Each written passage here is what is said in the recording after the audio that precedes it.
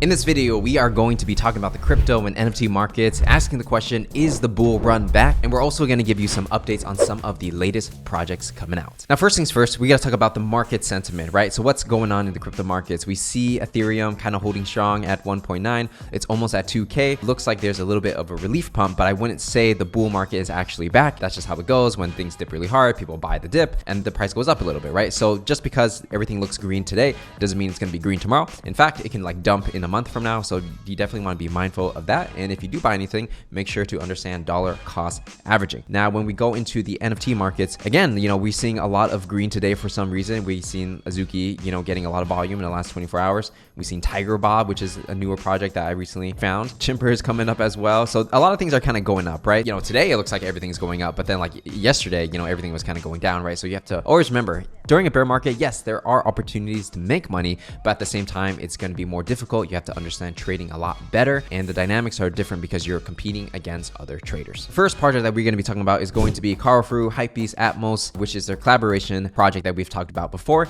and they just revealed. Pretty much how it works is like there's this collection called the Karafuru Gachapon, and then you have to burn this Gachapon to actually get the real Hypebeast Karafuru 3D collection, right? So at the moment, there's only 1,300 of these items, so only those amount of people burned it. Other people are just holding on to their Gachapon, I believe. So I haven't personally reviewed mine as well, so I probably need to do that. Or maybe it's actually better if I just hold on to it and maybe I can sell my Gachapon in the future. That could be something, right? I probably won't sell it, but it's just a thought. When we're looking at IC tools and we're looking at people buying and selling the Karafuru 3D, it seems like the floor price is kind of like going down, but it's only been like an hour since this thing started, so you can't really say it yet. But yeah, the floor price is 0.24, which is less than actually the whitelist mint, which is not good. And I think it's because mainly the supply probably is too high relative to the market. I mean, like if they minted, let's say like 2 months ago, I don't think they would be in this situation. And the other thing I would say, like, just me being objective as possible, I feel like for the team, they could communicate a little bit better with the holders based on people in my Discord talking. And actually, I moderated one of their AMAs. I noticed that there are opportunities for them to improve their communication because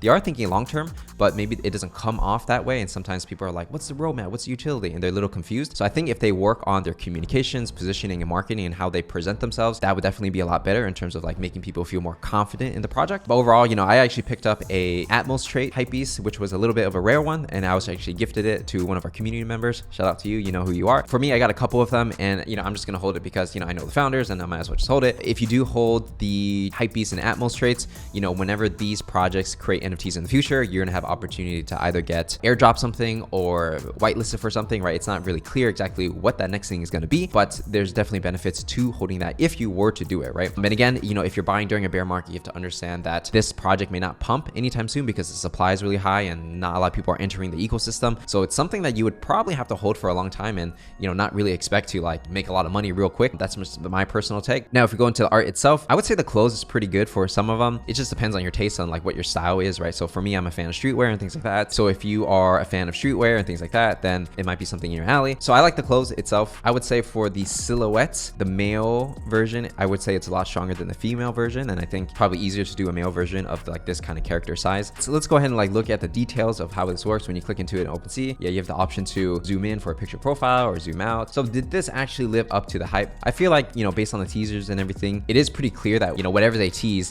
this is literally like what it looks like. So they did deliver on what they promised, right? In my personal opinion, it does live up to the hype, but then I would also say that the hype kind of calmed down relative to where it was at a month ago. And again, it's market sentiment and things like that. So it's macro, it's not just one project specifically. If you hold one of these, you're supposed to get like a voxel, a 2D version of it as well. So you're getting like 3-in-1, it's all wrapped together. So, you do get more assets on top of that. And I think the question that a lot of people have, especially holders, is like, what is the next thing, right? And this is always like the problem with being a project founder where, holders are always expecting like, what's next? And that makes it very difficult to like build something for the long term. You probably can expect them to do clothing drops, different models for VX and 2D, which you can't necessarily sell because it's all wrapped in one NFT, meaning if you sell your original one, all the other assets go with it. So you can't necessarily make money from flipping any airdrops that you get in that way because it's all wrapped together. So I think personally at this point, they need to get the holders excited again. They need to get new members who are thinking about buying it excited into the project. I don't necessarily have the answer on how they can do that, but I would recommend that's what they kind of need to do. And by the way, make sure to follow me on Twitter at Patrick J and join the Parallax Parallax Discord, where you're going to learn about our upcoming NFT Genesis mint and potentially where you can earn a whitelist. So make sure to join that Discord. Link is in the description. So the next project that we're going to be talking about is going to be TigerBob, and is actually number 2 on Opensea in terms of the last 24 hours volume, which is pretty crazy for like smaller independent project. So TigerBob is essentially this NFT project by Gossamer Rosen. Hope I'm not pronouncing that incorrectly. I'm trying my best, but there's 1,000 supply, mint price is 0.25. It's actually pretty interesting because this person is actually like an artist and tattoo artist that has been going for, I think, almost a decade at this point. I mean, there's a lot of work that they're doing, and they do have a following online, and she's been building this brand for quite some time in Brooklyn. So it's interesting because like this person is not necessarily like deep in the NFT world. It's not like they're friends of all like the NFT founders are doing different AMAs. I feel like this person, Gossamer, is really just like built a following for a long time, has a strong dedicated following, and she just kind of wants to expand her brand into NFTs, which is a nice way to generate revenue as an artist or content creator, right? I'm pretty bullish on it because it's not like someone just saying, I'm gonna make an IP brand, it's my first time doing it. It's like someone who's built a brand for a very long time, doing something they really love, and then they're just offering a way for their audience to buy into their brand with an NFT. And because they already create so much demand by doing the proper like brand building for so many years, of course it's going to sell out because you get all these people that really trust this person, especially if like you ever got a tattoo by this person. Of course you're going to buy the NFT because you got a tattoo, which is even like, that's like a permanent thing, right? TigerBob, it's got these pixelated tigers, which is kind of cool. It's unique to that person's art style. A lot of volume, 1.6K, a lot of volume. So that's actually pretty cool that a lot of people are really digging this as well. And when we're going on the website, going to the about page, kind of explains who this person is, artist in Brooklyn, tattoo artist, and what is the roadmap of this. So if you go into roadmap, it's kind of like, in no particular order, they're gonna do fashion, merchandise, storytelling. So I guess they're gonna make comic potentially, right? Collaborations with other brands, metaverse and gaming. This one's gonna be interesting to see how they're gonna do it. Probably just create different assets for the different worlds like World Wide Web and Decentraland. And again, it's just like, there's no metaverse land that has really taken off quite yet. So, but interesting. I would say like, it's more of an IP play. It's more of an extension of someone's brand that they've been doing for a while, but it's interesting because, I think if you already have that dedicated following, then I think in the future, a lot of different creators, including myself and pretty much anyone else, they'll realize that doing an NFT is probably one of the best ways to monetize and reward your core supporters. And it's similar to, let's say, like Takashi Murakami doing Murakami Flowers, because it's like, it is a Web3 kind of brand, the Murakami Flowers, but at the same time, it's someone in the Web2 world has been building their brand for so long. And then when they come out with an NFT, of course, everyone's going to buy it because they built that trust for such a long time. They put out good work, and it doesn't even matter what the NFT actually looks like because you just trust that brand, you trust that person, and it's a way for you to be more immersed in their ecosystem, right? And especially for the core holders, the true supporters, I think that's really powerful because really you only need 1,000 true fans to make business pretty successful. And speaking of 1,000 true fans, there's this other project that recently just launched. It's called the Gents Croquet Club by Iman Gadzhi. If you don't know Iman, he's like a social media marketer who also has a YouTube channel, does a marketing agency, sells an online course about how to start and make money as a social media marketing agency. And he's definitely quite known in that niche, and he has this cult following. I actually follow him on YouTube as well. He seems like a nice guy. But essentially what he did was he created, it's like a private membership club where the supply is, 779, which actually is a pretty good number if you're trying to build something more like community driven versus like trying to sell as much as possible. So the mint was actually 4,500 USDC, pricing in Ethereum. And the floor right now is going to be 3.75 ETH, which is 7.4K. So it's a lot higher than what people minted it for, which is fantastic. But essentially what this is, it's kind of like a private community where people talk about like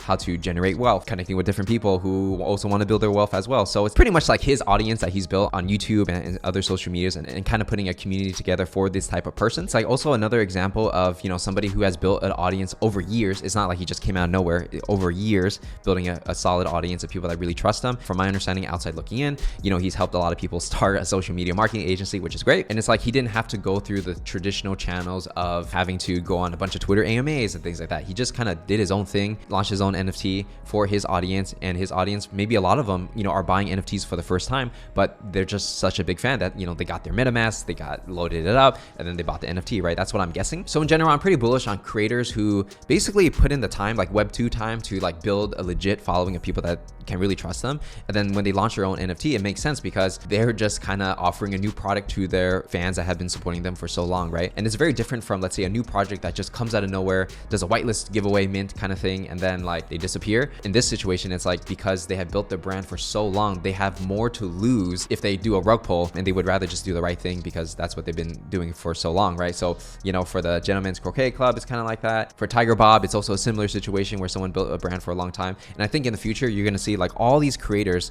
starting to dive into NFTs and learn more about it and offer something to their audience, including myself, me doing YouTube for a while, creating content for free, essentially. As you know, we have the Parallax NFT coming out real soon. And it's like, for me, I try to to build as much trust and credibility over YouTube, doing it for free, not asking for anything during whether it's a bull or bear. You know, hopefully that there will be people who support me no matter what. And that's just the benefits of giving a lot without asking for anything. And then maybe one day you can mint the NFT project, right? I'm bullish on any creator who's kind of thinking the same, and possibly maybe the Parallax can help some of these creators get into the NFT space in the future. All right, so the last piece of news that we are going to be covering is going to be Azuki. And what's going on with Azuki is that there's basically a meme going on where everybody is just like saying, yo, yo, yo, on Twitter Spaces and things like that. There's going to be some kind of rumor when it comes to the beans. A lot of people have been buying it. Some people have been sweeping the Azuki Genesis floor as well. There's no like official announcement of like the beans are going to do XYZ, but a lot of people are starting to pick up beans. So something is definitely going on. And it's kind of interesting that during this bearish time, the Azuki community is really coming together. Everyone's kind of like supporting each other. People are still buying more beans. People are doubling down even. And I feel like after the Zagabond incident, even with all that, it seems like the community is looking forward in the future and they're kind of forgiving the past, which is totally fine. And I feel like in general for me, when I look at Azuki, it kind of makes me a little bit more bullish, because if they are able to go through all that drama and so many people saying negative things, and then like in the end during a bear market, Azuki is right now one of the strongest NFTs when it comes to how much volume they are getting, how much their holders are continuing to hold. In some alpha groups and stuff where there are a lot of Azuki holders, they're still going strong even through all this time, right? Definitely bullish on that.